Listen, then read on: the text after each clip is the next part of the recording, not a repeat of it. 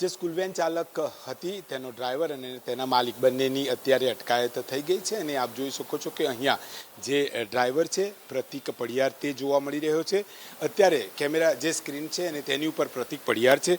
તો સાથે વાત કરીએ તો તેના માલિકની વાત કરીએ, માલિક પણ અહીંયા જોવા મળી રહ્યો છે।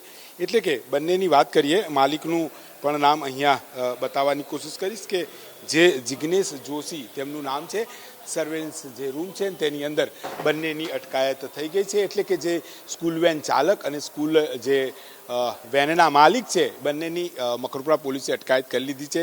તો સામે જે ન્યૂ એરા ઇંગ્લિશ મીડિયમ સ્કૂલ મકરપુરા તેના સંચાલકો સાથે પણ મેં વાત કરી, તેમણે પણ કહ્યું કે વિડીયોની અંદર જોઈ અને તેમની જે કહી શકાય બેદરકારી સામે આવી છે। સ્કૂલ વેન પણ આપણે બતાવી, સ્કૂલ વેનની અંદર તેમને જે પાછળનો હુક કહેવાય લોક તે બગડી ગયું હોવાની અહીંયા વાતો સામે આવી રહી છે। પરંતુ જે સ્કૂલ વેન છે તેનું આરટીઓ પાર્સિંગ કહેવાય, વેનનું સ્કૂલ વેન પાર્સિંગ પણ નથી, એટલે બેદરકારી ઘણી છે। આરટીઓ વિભાગ તેની સામે કાર્યવાહી કરશે, ટ્રાફિક પોલીસ પણ કાર્યવાહી કરશે, સાથે મકરપુરા પોલીસે ઓલરેડી તેમને તેમની હિરાસતમાં લઈ લીધા છે।